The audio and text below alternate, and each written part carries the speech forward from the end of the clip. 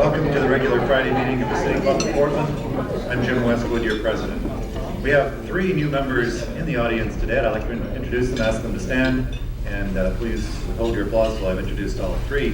First, Cynthia Caddo, Executive Assistant, Portland Development Commission. Heather Johnson, recent graduate of McGill University. And Gary Levine, Director of Development, Red Lion Hotels and Inns. Welcome to City Club Hall. Our thanks also to the City Club member recruiters, Pat Lacrosse, Charlotte Schwartz, and Rod Stevens. Next Friday, August 16th, our speaker will be Paul Dudley Hart, President and Executive Director of Pacific Crest Outward Bound School, speaking on experimental education, a forum in the wilderness. Mr. Hart will discuss the education model practiced by Outward Bound, its emphasis on self-development and on good citizenship. This will be back here at the Benson Hotel, Mayfair Room, next Friday, August 16th, Paul Dudley Hart. 2 weeks from today, Friday, August 23rd, Dr. Mark Lovelace, MD, and Director of the HIV program at the Oregon Health Sciences University, speaking on HIV-positive doctors and the issue of disclosure in a talk titled Paranoia in the Medical Clinic, the Fear of HIV, a timely topic, been in the news much lately, and I think he should be able to give us some good insights. That's Friday, August 23rd, once again here at the Benson Hotel, Dr. Mark Lovelace. I want to remind you again, City Club is entering an exciting period in its history, and those of you who have not yet renewed your memberships should do so right away. Our 75th anniversary coming up very soon will be celebrated on 4 memorable Fridays beginning on September 27th with a members-only luncheon harkening back to the early days of City Club luncheon from the past at 1916 prices for members only and on September 27th. The luncheon from the past will include Visions for the Future, a program with Tom Vaughn, former director of the Oregon Historical Society, and Terrence O'Donnell, Oregon's historian laureate. They will highlight Portland's past and venture a few thoughts about its future. So that's coming up on September 27th. If you're not a City Club member, they won't let you in the door. Renew your membership if you haven't already. For the other events, incidentally, in our 75th anniversary, members will be certainly encouraged to bring guests, and we hope you will do so. We want others that you know to join City Club. Membership in City Club is open to all. I couldn't have said that 25 years ago, of course, when membership, this was a men-only club, but times are changing. City Club is a good outfit to belong to. Those of you who are sitting at the tables today will find membership forms in front of you. And for members of our radio audience, if you'd like to join City Club, just call the club office, 228-7231 for information. Our board host today, seated at the head table, is Mary McWilliams, member of the Board of Governors and Chief Executive Officer of Providence Oregon Health Plans. She, of course, will have the honor of the first question of our speaker. And the second question today will be asked from the floor by Bill Crane, a member of the Program Committee and the Executive Director of the Oregon Baroque Orchestra. After that, we'll open up the meeting to questions from City Club members in the audience after our speaker's prepared remarks. Written questions will be asked as time allows, and on your tables there are forms for written questions. Please hold them up at the close of our speaker's presentation, and staff members will collect them and bring them up to the head table. On we go to the program for today, and it is an interesting one. The Baltics. Here's the scenario. An invading army seizes the territory of its weak neighbors, paying lip service to the allowance of local autonomy, but at the same time effectively annexing those neighbors into the invader's empire. Is that the Soviet Union's treatment of the Baltic States in the last 45 years? Well, yes, it is, but actually, I was just describing Lithuania's conquest of large parts of Russia in the 14th and 15th centuries. That's by way of showing that the present Baltic Republic independence movements are rooted in centuries of history. Accounts in the evening news that require you to pick sides, good guys versus bad guys, and then on to the next story, just aren't telling a full story. But today's speaker can tell a fuller story. Dr. Gundar King is a native Latvian. He has been Dean of the School of Business Administration at Pacific Lutheran University since 1970. Among his several writings on Baltic demography and economics is a book on Soviet economic policies in Latvia. He has traveled in the Baltics within the past month where he reports the strawberries were excellent. Dr. King received a bachelor's degree in business administration from the University of Oregon and an MBA and Ph.D. from Stanford University. He brings a business and an economic expertise to bear in analyzing the fractures in the Soviet Union and the rise of Baltic independence movements, which have been hastened, if not caused outright, by the economic failings of socialism in the Russian Empire. Well, will the Baltic republics break away yet again from the dominance of Moscow? If they do, will they become dependencies yet again of Germany or Poland? With a timely talk titled The Independent, Interdependent Baltics, let's welcome this Friday's Portland City Club speaker, Dr. Gundar King.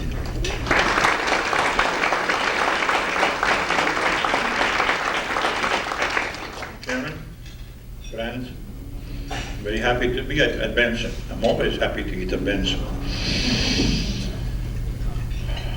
Before we start on anything else, I will take a few minutes to sort of introduce some general topics while we'll get you some maps to look at. The context of my remarks will be to a large degree in a world that is changing very, very rapidly and has, in that sense, not all that much to do with Baltics or some other events. I think what we see is a very drastic change in the whole world, in the relationships of the whole world, and particularly decline of what you might call autocratic or imperial arrangements. Soviet Union is but the last of the empires that may be crumbling, perhaps the way the Ottoman Empire was crumbling before World War I, the way also Hungarian Empire crumbled right after World War I. There is more than a shifting of political power from, let's say, an absolute monarch to a clique of aristocracy or high bourgeoisie or what have you. I think we're seeing changes in economic relations and in demographic relationships that have been brought forth by technology in a number of ways. Our assortments of things we buy, services we desire, have changed tremendously in the last 50 years. When we look at other factors, demographic factors, medical factors, you name them, all of those things are changing things very, very rapidly. Demographically, just think of the fact that the rich are getting richer and the poor are getting children. And that is happening on a global scale. You're speaking of countries, whole continents, that are not going to do much better economically with aid or without in foreseeable future. We're looking at whole continents that will continue to do very well, regardless of what happens to the others. We are going to see power blocks that will not have very much power. And indeed, some people are talking about the global corporation as the new change agent in the world rather than governmental agencies or alliances of countries or the like. In that kind of a context, of course, it becomes very, very difficult to forecast what exactly will happen to one corner or another. But I urge you to think of this larger context of change as really being the platform for any other events that take place. And I will probably stick to that kind of theme to much of my remarks. And to start out globally enough, I'll say that it's difficult for me to imagine a truly politically independent country today. One that comes to mind is Mongolia. Just released from a close association with the Soviet Union, it is now presumably free to pursue its own interests. In practice, however, it already has alliances and relationships which limit some of its activities. It may have treaties with the Soviet Union and the People's Republic of China, which restrict Mongolia's abilities to freely enter other alliances or relationships. The main reason for its apparent independence is that Mongolia is in its previously dependent state and splendid isolation from most of the world, has not had the need or the opportunity to develop new ties and dependencies. In other words, most small, independent nations are less independent than their nationhood would suggest. On the other hand, great powers may have limited their formal independence in some ways with one treaty or another, with one alliance or another. But it is also clear that even their relationships, as they change, they pursue their own, very much their own interests. In this context, their interests are relatively stable, and their alliances are shifting to suit the interests. Thus, France limits its commitments to NATO. A Warsaw Pact lasts only as long as the participants have to be members. And perhaps for a small departure, the American foreign policy over the 200 years is also fairly clear. And let me comment on that very briefly. American policy, if you look over 200 years, has been one of establishing and preserving and to the continental limits expanding the Union.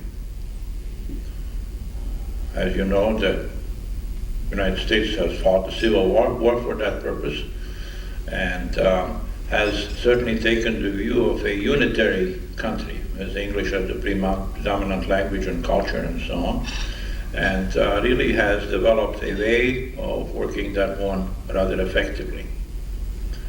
You look at the periphery, not so sure. I think some people would take some issue exactly how Hawaii became an American territory and then a state. The other major plank that you would see in the American development is the fostering of economic relationships with really very little government control. Sure, we have had more control, we have had less control, but by and large, remarkably free of controls. A philosophy that has suggested that access to trade opportunities and raw materials indeed is a very, very enlightened and democratic policy. For that one, I think we have fought the war very recently. Access to raw materials, access to trade. And just to show that I'm a different thinker from some others, I rather think that American interest in crushing the Nazi government in World War II was indeed because it saw that this was a new empire in the making that would preempt trade, would preempt raw materials, would preempt that kind of relationship in the world. Because Americans generally have not been sticking their nose too much in other people's governmental arrangements. So, preservation and maintenance of the Union here, which carries over in some ways thinking about other arrangements that may look like unions, then a great interest in maintaining open markets and access to trade. And perhaps those are the two that you should remember for the moment. It is also instructive to know that the great powers tend to have imperial backgrounds and traditions. Their relationships with smaller neighbors can have surprising and shifting changes. It should be noted that the United States fought the Civil War to preserve a union freely joined by American colonies on their free will. The absorption of Hawaii, as I mentioned, is widely perceived as a less voluntary acquisition. In truly international matters, the great powers feel free to join or to leave any association or alliance. It remains to be seen what will be the future of the European community. Generally, great powers tend to absorb minorities in their adjoining border areas. Thus, France does not recognize Bretons as minorities, and Spain has hang-ups with Basque autonomy. Russia and the Russian-dominated Soviet Union has a tradition in making all groups Russophone. Today, after 70 years of Soviet power, the Soviet Union is a home for less than 100 national and ethnic groups, down from over 200 in as late as 1928. When Lenin said it was a prison of nations, today it is also a cemetery of nations. Conversely, smaller nations tend to have very liberal laws and attitudes about minority rights. They are also very sensitive about possible loss of their national identities and cultures. Indeed, the last concern is dominant in the quest for gaining or maintaining political independence in the Baltics. The Baltic States are no exception. Actually, the survival of a smaller nation depends on the relationship this status has to the constellation of great power interests. In other words, I will subscribe readily to the notion that a small country cannot exist on its own power. It can exist only in a particular balance of interests that would like to preserve or move to a status that allows for a smaller country to exist. Thus today, France wants to preserve a strong Yugoslavia. Austria would like to see a free Slovenia. Relative geographical isolation and balance of several interests helps Finland to be what it is today. The Baltic states have less experience in serving a balance of interests. Thus their independence was of interest to the great powers for the isolation of the Soviet Union. It may become useful in a balance of interests again, not as an armed camp for the military power of one or another big neighbor, but as an area of world trade facilitation. In practice, this brings up the issues of legal and actual sovereignty. These concepts are also changing. If before World War I, it was not uncommon for athletes of the Austro-Hungarian Empire to compete under the Austrian or Hungarian flag, national flags as symbols of sovereignty are not easily tolerated today. Under the circumstances, the legal status of any smaller country caught in a larger struggle becomes fairly clouded. It may be also an emerging concept in a changing environment, or it may be a declining state, also in a changing environment. Thus, political independence is a shifting concept, much influenced by the realities of economic life, as well as the development of democratic relationships on an unprecedented scale. Effectively, there is only one empire left, the crumbling Soviet Union. Dominated by Russia, it is a contiguous area mosaic of many cultures, languages, and stages of technical evolution. It has great power interests and a very limited tolerance for various national groups. The Baltic states are subject today are found in the shadow of free and politically independent countries of Europe. Located in a crossroad area, you may glance at your map, of trade and territorial ambitions, they survive as nations. They also strive to have their independence restored. For various reasons, it is a peaceful effort to regain independence without bloodshed. The last conquest of the Soviet Empire, that is the consequence of the Soviet Nazi Pact of 1939, they may be the first to go free of the Soviet Union. Today, Lithuania, the largest and the most homogeneous of the three, is recognized as an independent country by Iceland in the west and by the Russian Federal Republic in the east. All three are negotiating with an unwilling Moscow center, and the negotiations have, shall we say, at crawling pace have arrived at different points of different issues. All three Baltic states are also lobbying with Western countries to increase their leverage in these negotiations. Steps are taken, small in order to keep the big bear at peace. Small steps taken over time do, however, show shifts. Thus, the proposed trade treaty with the Soviet Union, first proposed with direct inclusion of the Baltic area and ports as part of the Soviet treaty terminology. He is now presented to the Congress with a language which separates the Baltic states from the Soviet Union.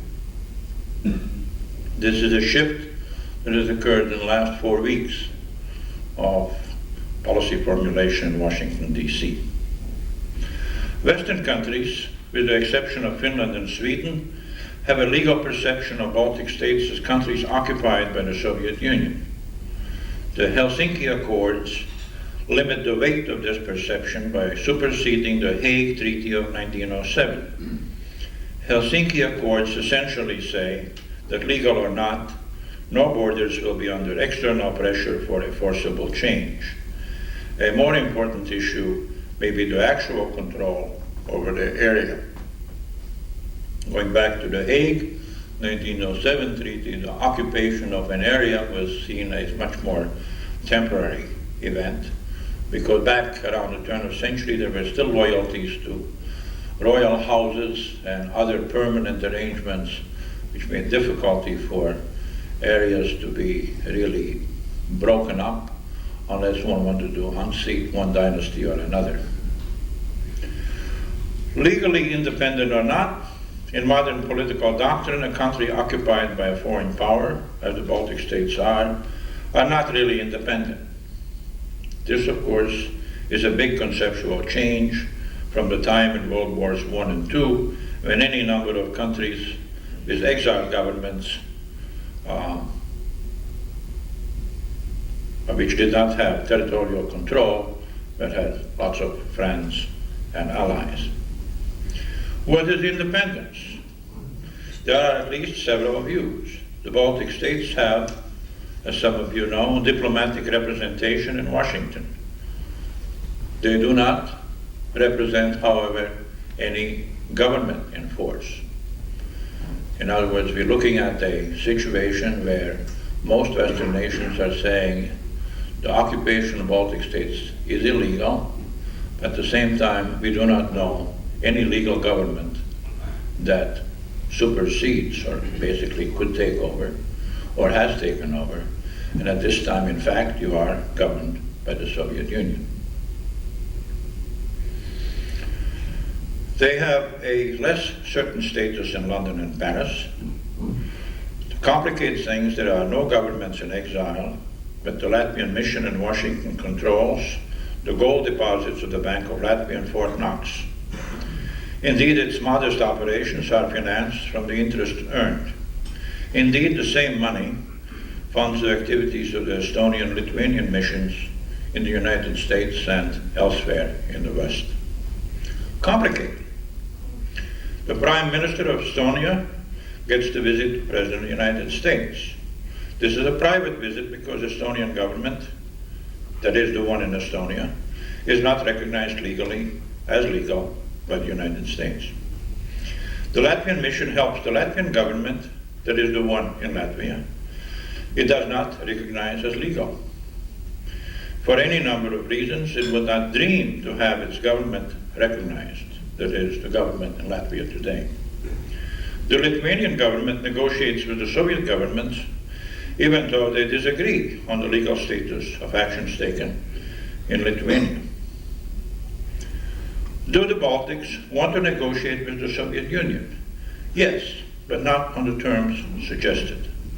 They negotiate informally with what authority they have and what authority is given to the negotiators. This can change. Lithuania cannot get the black berets out of the country, but the Soviet armed forces talk business with Lithuanian police when Soviet soldiers are arrested and put in Lithuanian jails for criminal offenses. Is this the uncertainty that is going to last? Yes, as long as there is a fluid situation in the Soviet Union, allowing for several levels by autonomous power centers to negotiate. This fluid situation will last until the great powers, including the United States, will arrive at a stable position of balanced interests. Today, these interests focus on access to world markets and access to important natural resources. And if the Russian Empire is the last empire, Russia is also probably the last market that is not open, and the last great resources, last great collection of natural resources that are not readily available for international trade. With reference to Russia and other great powers, the Baltic States will have to persuade them that the Baltics can help facilitate East-West trade better than anyone else. They will have to be persuasive that they can do it better when they are politically independent and neutral. With the rise of democratic political systems and free markets, this is a most promising reality which has not existed in the Baltic area before. Few words about dependence. Dependence may be an essentially defense arrangement, as with Kuwait. Kuwait depends on American forces to defend them.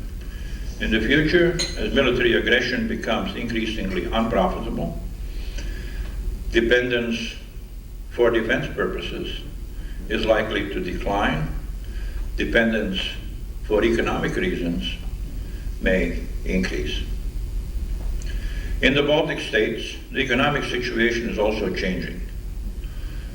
In fact, the dependence factors probably are the ones that are providing for an inertia kind of maintenance of the present system, and this provides both for some positive and negative aspects. The inertia permits people to think and learn and change. The lack of movement may leave things too much as they are. Today, the Baltic states are dependent on Russia for sources of energy, be it cheap or expensive. In turn, Russia is dependent on Baltic manufacturers and services, at least until Russia shifts to an economy oriented toward market forces. Estonia also has important ports and chemical resources next to St. Petersburg area in Russia.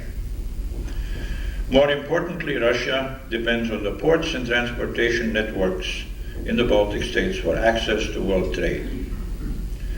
Thus, the Latvian port of Ventspils is the gateway for about 1/4 of Soviet petrochemical exports. Thus, an important part of the Lithuanian-Russian treaty was Russian access to what is still known to many as Prussia. In this sense, we have a volatile situation. Moscow can shut down, at a great economic cost, fuel supplies to the Baltics. The Lithuanian blockade showed these costs to be very high, and the blockade showed to be only partially effective. The Baltics cannot, however, use their negative power effectively. This great power is negative in terms of great power interests. More importantly, it's also out of balance with the military power in the place. There is, at least in the Baltic area, a strong temptation for Soviet authorities to teach the Baltics some power lessons. This is, I believe, what the random killings by the Soviet Black Beret forces are about. In other words, the Baltics have an immense power to shut down about 1/3 of Soviet Union in terms of economic activity. This is how interdependent the area has become. If they did that, if for no other purposes than revenge, there would be military intervention of a scale that we would not conceive today. It has limits. During the Soviet coup attempt in Lithuania, the military shut down telephone communications in the Vilnius area. This also cut the communication lines for the operational control of the large nuclear power plant complex in Ignalina and this complex is 5 times of Chernobyl. Allegedly, the word was passed to Moscow that Ignalina was without controls and was about to blow. Even though no one seems to admit the direction and control of Soviet forces in the coup, it took only minutes for Moscow to take the troops out of Vilnius telephone exchange building. In other words, there is control, even there seems to be no control from time to time. That much on dependence. A look at interdependence. In practice, Baltic political independence is tied to continued economic interdependence. This is marked by a freedom to trade and to facilitate trade. This freedom includes the selection of partners and terms of trade and negotiations for mutual benefits. More importantly, it should provide for access to activities by global and other enterprises themselves. Free markets are essentially democratic. They call for a democratic environment. They abhor the use of force, except to preserve the markets. The processes of economic activity in free markets are not really compatible with the use of force and armed occupation.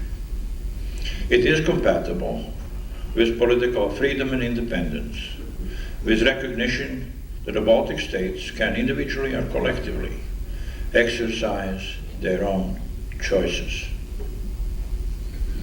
This set of relationships, interdependence as a result of free choices, offers the best of all possible worlds. Most importantly, it augurs well for East-West trade and the bringing of Russia into the modern world. It also establishes a balance of great power interests to support and to preserve political independence of the Baltic States. It also shows clearly why the political independence has to come first before the development of trade built with free decisions. In other words, a free trade cannot be built in an unfree environment. To develop this interdependence also means building democratic institutions, market knowledge, private sector initiative, and above all, trust in circumstances where there is very little left after the January coups. It will take time, goodwill, and a clear commitment to freedoms in the widest sense of the conception on the part of the great powers and also on the part of the Estonian, Latvian, and Lithuanian nations to bring forth this free interdependence. Freedom is, however, inevitable. A world interested and committed to free economic relationships cannot do without it anywhere. Thank you for your attention.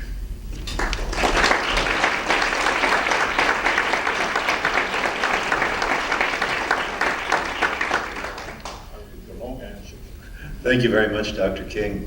It's clear that there's a lot we don't know about large areas of the world and important areas, including the Baltics, and thank you for helping us learn a little bit more about that today.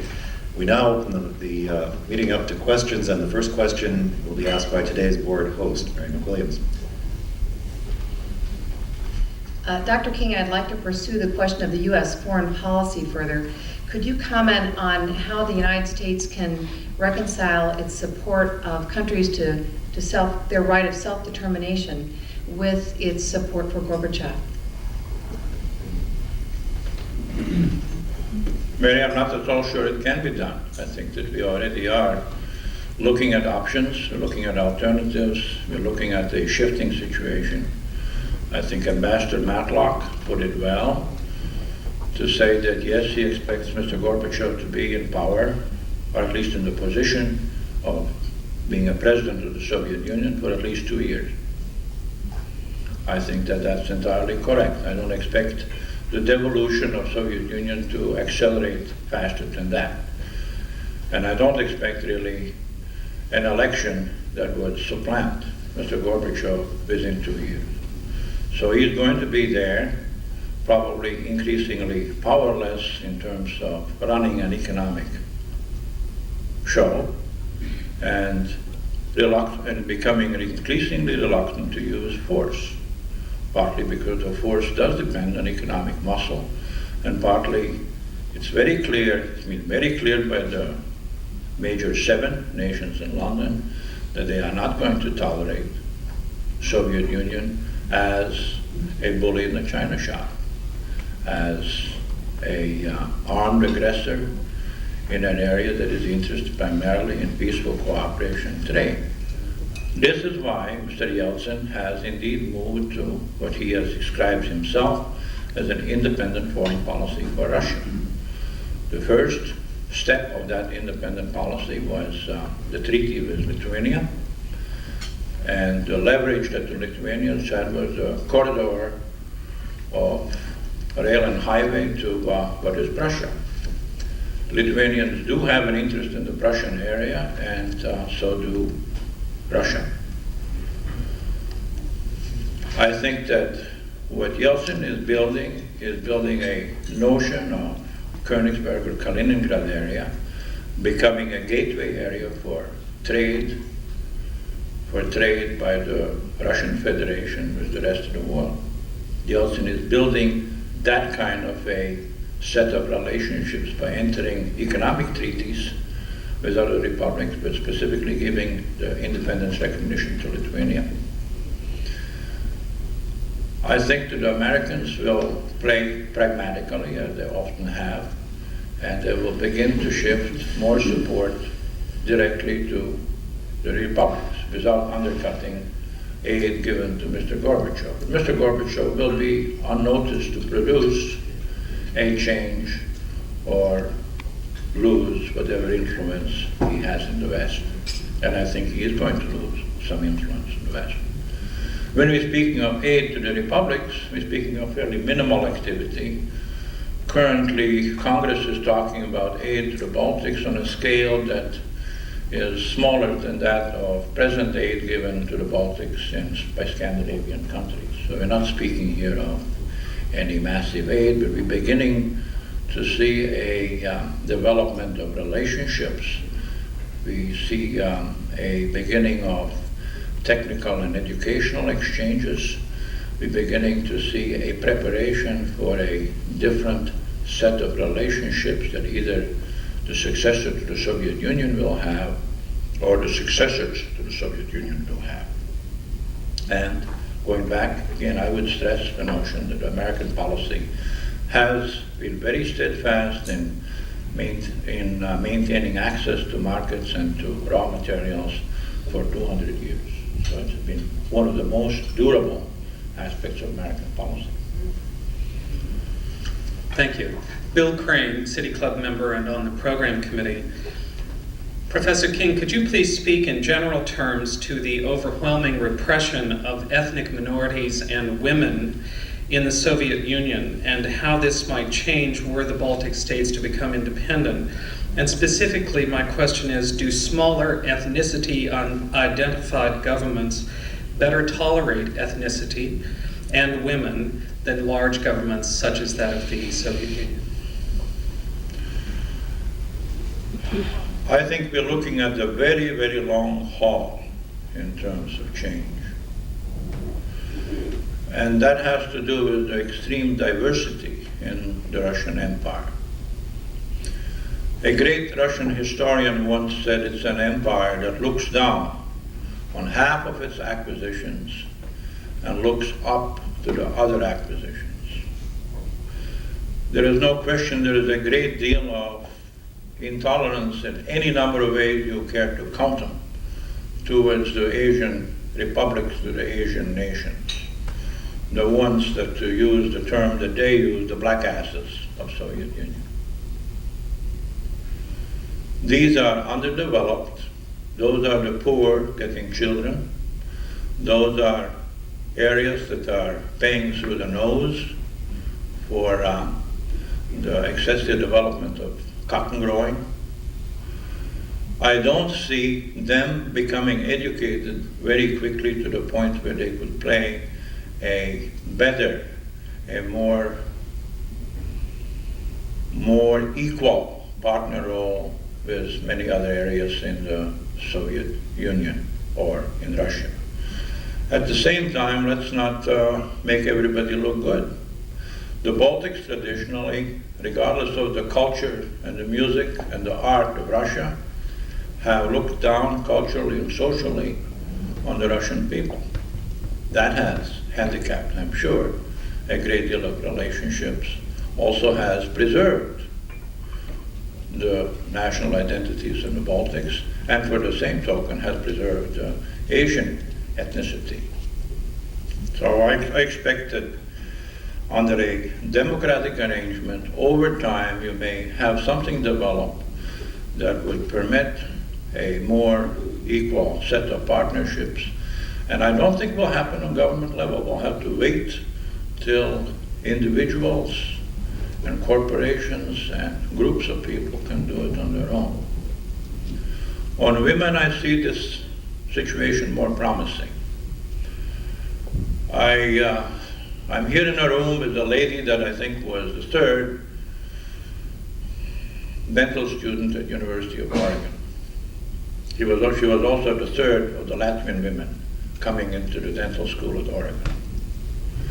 In other words, the Baltic area has had a philosophy that is maybe somewhat like those in Scandinavian countries, of allowing women to participate in professions, in trade, perhaps not to the degree that in Thailand it is women who run the companies and men who serve the king, but certainly a different role. At the same time, let's face it, there is a great deal of lagging. There is a set of cultural patterns that is not simply just looking for a political change. There, again, will be a slow process in that category. I remember my mother, who wrote her master's thesis on Queen Hatshepsut of Egypt, as I suppose an expression of her own interest in women rulers. And here she was asked, after the completion of her published master's thesis, by a journalist, how is it that you can be an editor of a women's magazine and pursue historical studies and raise two characters here running around the room? And she said, well, no problem at all. She didn't mention anything about two maids and a governess that was helping her.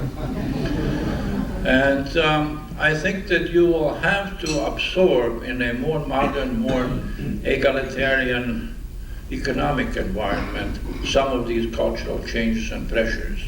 When it comes down to the point where you know that the woman who you might not hire for social reasons is going to be much better for you for economical reasons, and the economical reasons begin to drive you in competition with somebody else, I think the women are going to rise right into the economic activity as they have risen in some professions in the Soviet Union, in Russia, in Baltic States and the like. That's the best I can do for you today, but nothing instant. Thank you. Member Gilbert Lamb. Dr. King, would you please comment on the possibility of the economy of the Soviet Union being in such poor shape that they cannot afford to spend the big amounts of money they do on military, thereby making it possible for the Soviets and USA both to cut their military budgets? I'm as appreciative as anybody could possibly be for your question, because I have a long answer ready for you. I've been waiting for this question. It really is a question on changing relationships in a very structured, very interlaced economy. And looking at the Baltic economies themselves and perhaps the Latvian economies, let me say that the biggest problems that there are can be enumerated, but the biggest one, first of all, is the fear of change, especially by those who have it, who have the power, who have access to the goodies, access to the pensions, access to everything. We're not speaking here of property rights. We're speaking of having control over property. Last month, the Soviet Communist Party was selling an almost completed museum building in Riga. Today we read in the papers that the Soviet Communist Party is broke, that they have a deficit you wouldn't believe. These are the people worried about change. They have had everything at their command all along. And their allies are those who will be so silent you could hear a pin drop when in a meeting of these allies you would mention the word Nuremberg. And I'm speaking of senior officials of KGB and the like. There are 80 million casualties in the Soviet Empire. That there are too many people who can't forget this. So there are fears, there are anxieties. I don't expect any hanging trials, but I don't expect that a KGB general who's been responsible for 40, 50, 60, some 100,000 deaths alone, that he's going to live in a villa with servants and a magnificent pension very long after this. Then there is a whole new generation, and those of you who are familiar with the term yuppies may not know the term yummies. And if yuppies are the young, upward mobile professionals, the yummies are young, upward mobile Marxists. And the yummies are the ones driving in Poland with white Mercedes-Benzes and red leather seats. They are the ones that have been put in place in companies and the like by their fathers and their mothers, who have been party apparatchiks. So there is a change. Some of it's good, some of it bad, but it will have to undo a great deal of problems. And let me just list you quickly a number of them, because they will apply as much to the Soviet Union as to the Baltics.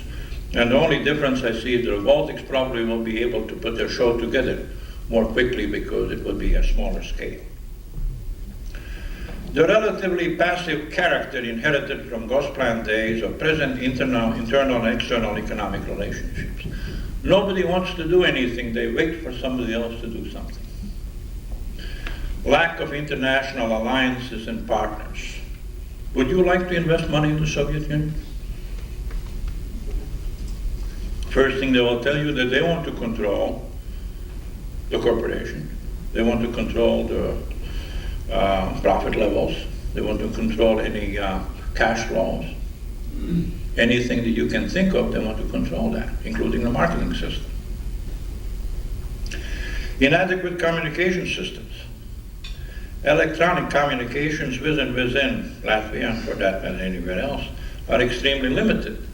I think you read in the papers someplace that out of 30 calls, one gets to the point where you get to discuss the things you want to discuss. Uncertainty, partly related to political risks and partly related to lack of a facilitating legal environment. There are thousands of people writing new legislation in the Soviet Union, in the Russian Federation, in the Baltic States, who have no notions what they're writing about. One law was recently passed. A manager wanted to comply with it. He went to the ministry, tracked down the writer and asked, "How do you want me to implement this?" He says, "Search me, I have no idea. I copied that paragraph from some other law someplace, I don't even know from where. I don't know what it means." That's the writer of legislation. Poor or distorted knowledge and lack of experience in international business. Believe you me, they will show in a negotiation a dog-eared document that shows someplace the retail price in Portland, Oregon of a bottle of hooch in a bar, if you wanted to buy Smirnoff, or excuse me, the Soviet brand in a bar, what the bottle will cost. They would like to have similar prices delivered to them because they represent the toilers and workers, not these filthy marketing people, advertising people. Or they would like to restructure the prices to their convenience, forgetting about the functions that are performed. High tariffs, cumbersome customs duties, Bureaucratic regulations, delays. Lack of free economic ports and zones or similar arrangements. Lack of an interest to do part of a job even though you could do it well. That is, they would like to have the whole thing. One of the most promising things would be to do some, what we call contract manufacturing, where you would do just the manufacturing, let somebody else worry about financing, marketing, and whatnot, because the Baltics don't have the financing or the marketing. No, they don't want to just be manufacturers, they would like the whole thing. Lack of convertible currency. Lack of understanding of modern economic relationships. They are still thinking in terms of Marxist doctrines. They are afraid to export raw materials from the Soviet Union because that's a colonial exploitation by imperialist powers if they were to sell some raw materials directly. Badly integrated cooperation between research and technology and industrial uses and education for that matter. The lack of major hotels, convention facilities, rundown harbors, roads, infrastructure, airports that cannot process the baggage of even a small plane coming in from the west. So you begin to look at all that, and it's not a matter of shifting nimbly from one kind of a ministry to another and shifting from tanks to tractors. It's much more of a change that is involved. And that, I think, is the difficulty, I think, in some ways, in beginning to have this shift, because there are some workers in tank factories that worried sick about what will happen to them if they don't make tanks. Actually, I would just as soon pension them off. It'd probably be cheaper. All right. Thank you, sir. Robin Drews, member. Dr. King, this might be a simpler question. If the Baltic States became independent, partially as a result of cooperation among the three separate units, would they find themselves forced to use Russian as a common language due to the long decades of USSR domination? Kind of like India with English. Good question. I don't know. The Riga Business School, which is going to start operations with preparative courses this fall and on full MBA level next year, is a successor to a commerce faculty that existed before World War I. At the time when Russian was mandatory language in Riga education. At that time it was required that all graduates of that school are fluent on a professional level in French, in German, and in English. And if you don't think that that was an operational concept, it was. The first Latvian foreign minister, Siegfried Anna-Meyer-Ovitz, was so nimble and so professional that he got Great Britain to recognize the existence of Latvia as a country before it had declared its independence itself. Now that I say is high style diplomacy with lots of skills. I think it will have to go multilingual. If the Latvians, for example, want to be the mediators between East and West, they have something to offer, and that is the knowledge of the Russians. And I think they know the Russians better than the Russians themselves. At the same time, they have to regain a great deal of the knowledge of the West that used to be there, but has faded out. I think for many purposes, you will find English rising as a language of trade, as a language of influence, and also as a relatively more neutral language. I think that Russian will be spoken and understood by virtually all, but it may not be the language of choice. Yes, ma'am. Mary McCarthy, member. Could you comment on what commonalities and differences exist between the people of Russia and the Baltic states? Probably more commonalities today than before, because there has been a educational influence, educational in a particular context. But I think that I detect my relatives, my colleagues, my friends, except those of the independence period, to have acquired a different thinking pattern, maybe a slightly different value system and so on. So I think that there is more commonality now, which also goes back to my previous comments. I think that they are in tune with the Russians. On the other hand, there are diversities that are very, very substantial. Colleagues of mine, Professor Barnow and Professor Bernecker at Pacific Lutheran, we just completed a major study of managers having values related to work. And we took managers in Estonia, Latvia, and Lithuania. And I assure you that there is more commonality between Americans and Chinese than there is between Latvians and Lithuanians today. That is a proven fact. I can give you a paper on that. Estonians and Latvians tend to have a mix of what would be Nordic attitudes, a Lutheran influence, a Protestant work ethic, what's left of it. It's pretty strong there on the managerial level, not so strong on the lower level. Lithuanians have a long influence of a Catholic Church that they have very much taken to. They have a different kind of relationship with the Belarusian lands to the east, and they did not really conquer them. I think it was the other way around. The princes from Belarusia came to the Lithuanians saying, the Tatars have gotten the Russians, they might get us too, and why don't you help us? So basically there are different sets of relationships that will probably be a long time in gelling. That's why I look very skeptically about any union of the Baltic States. I don't think it's in the cards. I think we may get a federation, maybe a confederation before it might devolve into the European community one way or another. But the differences are very substantial in terms of attitudes and various issues. It's not just language, it's culture. Thank you. I think our time has expired, but we're very grateful to you, Dr. Gundar King, for having given us some new insights into the Baltic states, and we appreciate it very much. Thank you.